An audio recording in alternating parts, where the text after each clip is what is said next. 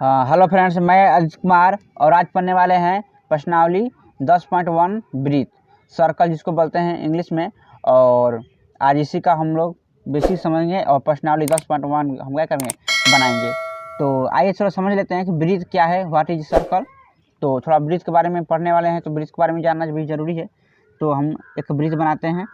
ये हमारा क्या हो गया,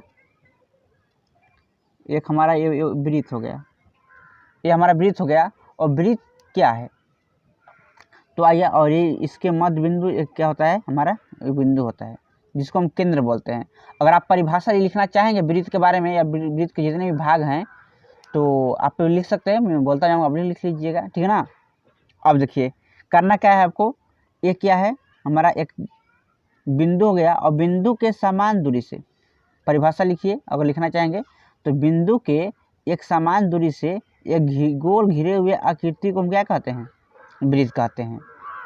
बिंदु के समान दूरी से और एक निश्चित बिंदु से घिरे हुए परिपथ को क्या कहते हैं, हम ब्रीथ कहते हैं। आइए, तथा अगर हम ब्रीथ के अंदर एक बीचों बीच रेखा को हम केंद्र कहते हैं। ब्रीथ के अंदर एक बीचों बीच रेखा को हम केंद्र कहते हैं। यह केंद्र हमारा हो गया। यहाँ और त्रिज्या कैसे कहते हैं, त्रिज्या भी हम लोग जानना बहुत जरूरी है कि केंद्र तथा परिधि तक की दूरी को हम त्रिज्या, केंद्र और परिधि ये हमारा हो गया, केंद्र तथा परिधि तक की दूरी को हम त्रिज्या कहते हैं। इसको पी मान लेते हैं। तो ओ और पी हमारा क्या हो गया, हमारा त्रिज्या हो गया। सो यहाँ तक रहेगा, ये हमारा क्या हो गया, त्रिज्या, ठीक ना, त्रिज्या हो गया। यहाँ यहीं पर है, ठीक है। देखो ओ पी हमारा क्या हो गया, त्रिज्या। अब आता है हमारा एक हमारा हो गया, हाँ, परिधि। परिधि क्या है, परिधि है कि ब्रीथ को घेरने वाली रेखा को हम क्या कहते हैं, ब्रीथ को जो घेरी हुई रेखा है इसको हम क्या कहते हैं, परिधि। अब अगर डिफिनेशन की बात किया जाए तो ब्रीथ को घेरने वाली रेखा को हम परिधि कहते हैं। ये जो रेखा है ना, ये वाला, इसी को हम क्या बोलते हैं, जो घेरी हुई है, जो ब्रीथ का एक निर्माण करती है उसी को हम क्या बोलते हैं, परिधि बोलते हैं, ठीक है। और एक और आता है, केंद्र तो हो गया, और एक आता है व्यास। व्यास किसे कहते हैं कि वह रेखाखंड जो ब्रीथ के केंद्र से वो गुजरती है, वह रेखाखंड जो ब्रीथ के केंद्र से वो गुजरती है। तो एक हम रेखाखंड गुजारेंगे इस तरह, तो यहाँ से और यहाँ तक की दूरी क्या हमारा हो गई, व्यास हो गई। तो केंद्र, अगर इसको हम Q मानते हैं तो Q और P हमारा क्या हो गया, व्यास हो गया, ठीक ना। Q और P हमारा व्यास हो गया। तो हम इसको क्या लिख लेंगे, इसको हम लिख लेते हैं, इसको क्या, ये हमारा हो गया व्यास। व्यास कौन हो गया हमारा, Q और P, जो बिंदु है Q और P की दूरी। व्यास होता है जो ब्रीथ की सबसे बड़ी जीवा होती है।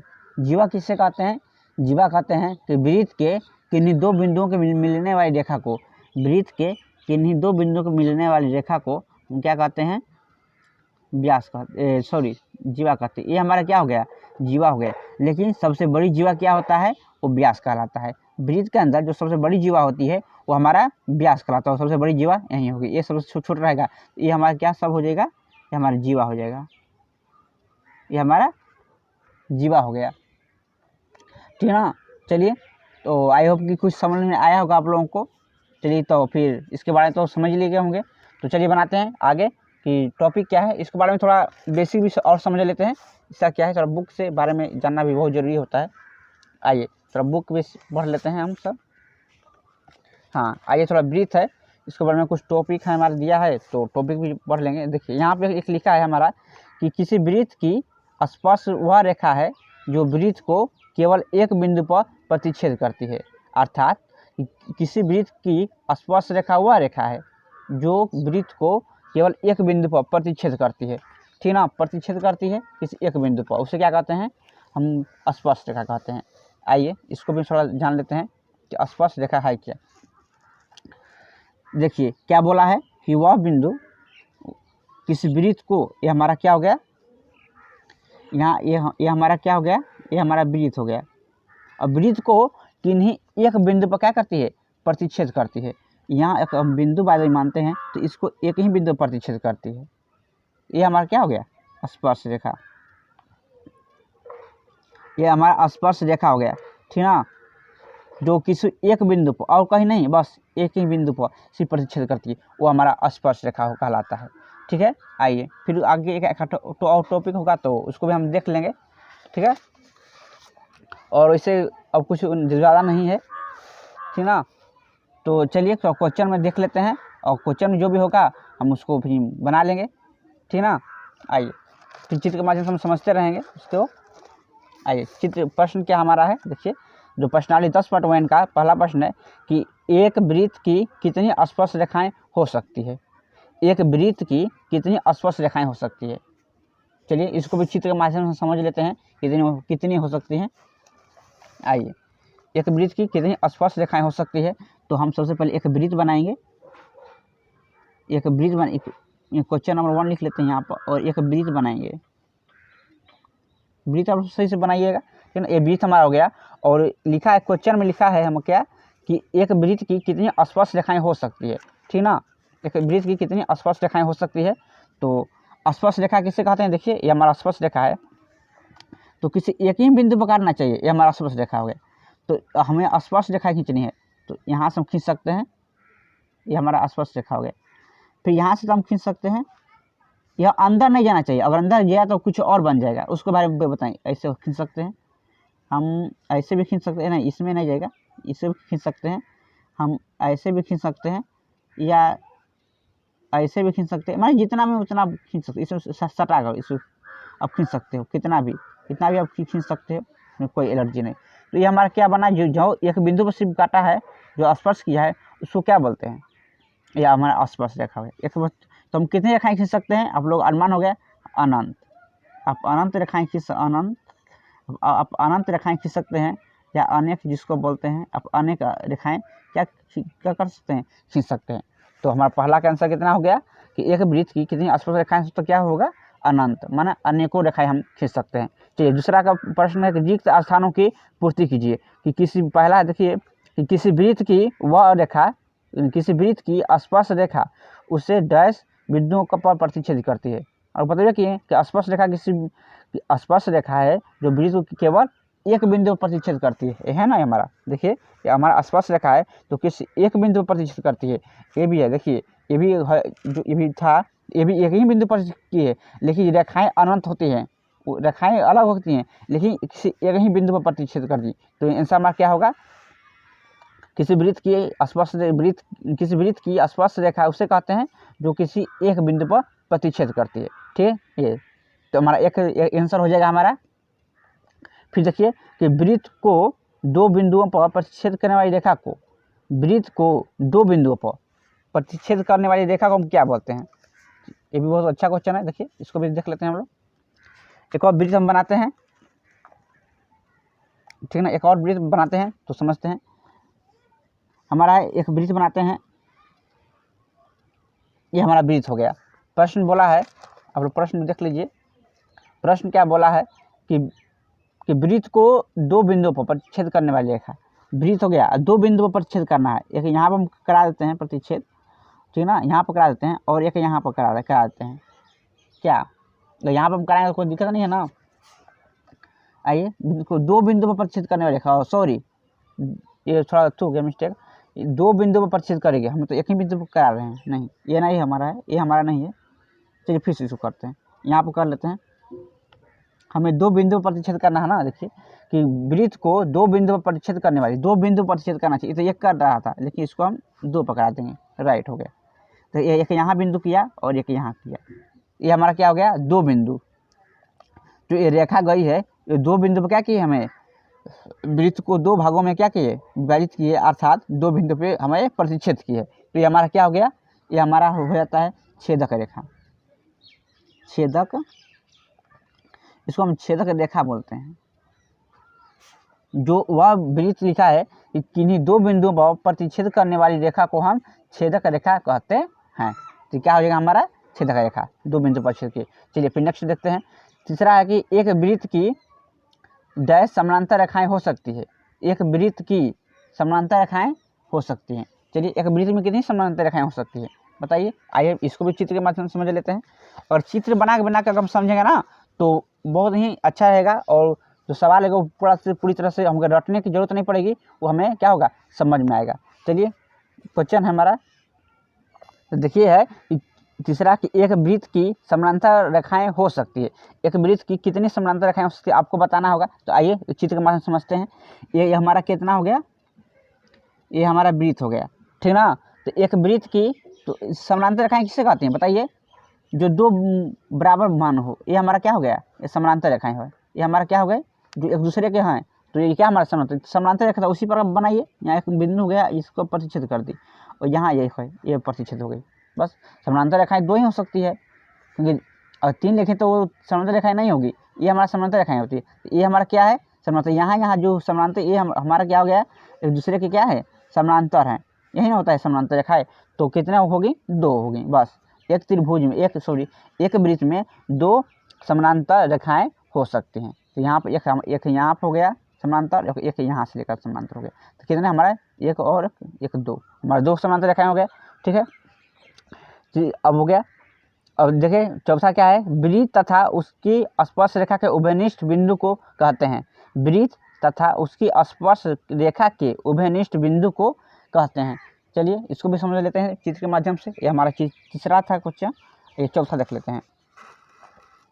चौथा क्या है हमारा, चौथा हमारा है, इसका आंसर क्या हो गया जी, इसका 2 हो गया। इसका हमारा आंसर 2 हो गया। अब इसमें 2 भर लीजिएगा।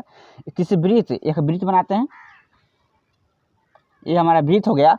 वृत्त तथा उसकी स्पर्श रेखा किसे कहते हैं, जो एक बिंदु पर स्पर्श करती है, ये हमारा स्पर्श रेखा हो गया। और देखिए उभयनिष्ठ बिंदु को, उभयनिष्ठ बिंदु ये हमारा बिंदु हो गया।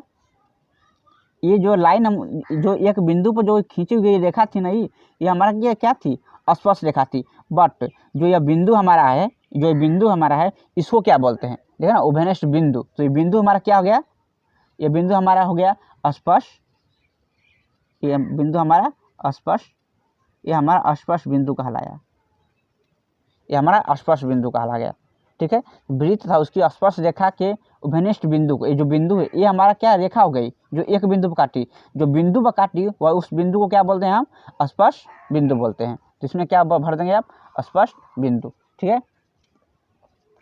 चलिए स्पर्श बिंदु हमारा हो गया, तो हमारा चौथा क्वेश्चन हो गया। चलिए इसके नेक्स्ट देखते हैं कौन सा क्वेश्चन है, तो उसको हम बनाते हैं। आइए इसको हमारा तीसरा क्वेश्चन है हमारा है कि 5 सेंटीमीटर त्रिज्या वाले एक वृत्त के बिंदु P पर स्पर्श रेखा PQ केंद्र O से जाने वाली एक रेखा से बिंदु O पर इस प्रकार मिलती है कि OQ बराबर 12 सेंटीमीटर और PQ की लंबाई ज्ञात करना है। तो आइए इसको समझ लेते हैं, थोड़ा बना लेते हैं फटाक से ना। चलिए तीसरा क्वेश्चन को हम बना लेते हैं। क्या है, बोला है कि 5 सेंटीमीटर त्रिज्या वाले एक वृत्त है, हमारा क्या है, एक वृत्त है। तो यहाँ पर एक हम वृत्त बनाते हैं, ये हमारा क्या हो गया, ये हमारा वृत्त हो गया। और इसकी कितना दिया, 5 सेंटीमीटर त्रिज्या दिया है, ठीक ना। त्रिज्या हमारा कितना दिया है, 5 सेंटीमीटर। तो हमारा त्रिज्या दिया है 5 सेंटीमीटर। तो इसको हम बनाते हैं, एक त्रिज्या हम लिखते हैं, त्रिज्या हम कहीं भी ले सकते हैं, ये आपकी मर्जी है। ये हमारा कितना है, 5 सेंटीमीटर की, ये हमारा 5 सेंटीमीटर की त्रिज्या हो गई। और जो त्रिज्या है वह स्पर्श बिंदु P पे है, जो स्पर्श बिंदु इस तरह खींचा जाता है, इसको हम खींच लेते हैं स्पर्श बिंदु। देखिए कितना हमारा ये P है, ठीक ना। आप मैथ लेकर बैठा करिएगा तो समझ में आएगा। और ये हमारा O जो केंद्र है, तो लिखा है उसके आगे लिखा है कि वह रेखा जो बिंदु O पर Q पर इस प्रकार मिलती है। एक Q बिंदु है, जो रेखा O है मिलती है किससे, इससे मिलती है। यहाँ पर हमारा Q रेखा हो गया, तो इसको मिलाते हैं, ये हो गया हमारा। तो हमें क्या ज्ञात करना है, ये और इसकी भी लंबाई दे दिया है हमें, OQ की लंबाई, O और Q की लंबाई 12 सेंटीमीटर दे दिया है। तो हमें PQ की लंबाई ज्ञात करना है। तो लिख लेते हैं कि दिया है हमारा, थोड़ा कैमरा झुझला सा हो जाता है, हाँ दिया है, हमारा क्या, देखिए OP बराबर हमारा दिया है 5 सेंटीमीटर दिया है, और हमें दिया है OQ बराबर हमें दिया है 12 सेंटीमीटर, और हमें PQ का हमें मान ज्ञात करना है, ठीक ना। आइए तो हमें देखिए यहाँ थोड़ा समझ लीजिए क्या कर रहा है कि जो OP है, जो P और Q है, PQ, इसका हमें मान ज्ञात करना है। तो ये हमारा क्या है, O और Q हमारा कर्ण हो गया, और OP और जो OP है वो हमारा आधार हो गया। तो हमें पाइथागोरस प्रमेय से लगाएंगे, पाइथागोरस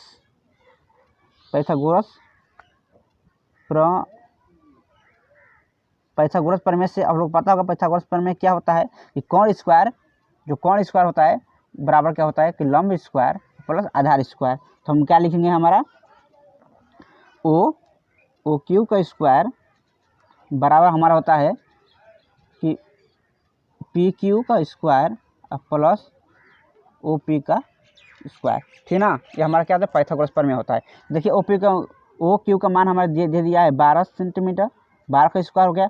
OQ का मान हमें याद करना है, ठीक ना, और प्लस 5 सेंटीमीटर हमारा दे दिया है OP का मान, ठीक ना। आइए फिर क्या है हमारा, तो इसको हम क्या करते हैं, 12 का स्क्वायर 144 होता है, ठीक ना। तो PQ का होल स्क्वायर हो गया, अब प्लस ये हमारा हो गया 25 हो गया। तो 144 हो गया माइनस 25 हो गया, जो प्लस है तो इस तरह माइनस में आएगा, और PQ का होल स्क्वायर हो गया हमारा। अब घटाइए इसको, कितना बचेगा हमारा, और यहाँ पर हम लिखेंगे PQ जो स्क्वायर इस तरह क्या बन जाएगा हमारा, रूट बन जाएगा। तो 119 घटेगा, तो PQ का मान हमारा कितना आ गया, रूट में 119। तो हमारा क्या था, सेंटीमीटर हो गया। ये हमारा क्या PQ को मान आ गया, कितना हो गया 119, ठीक ना।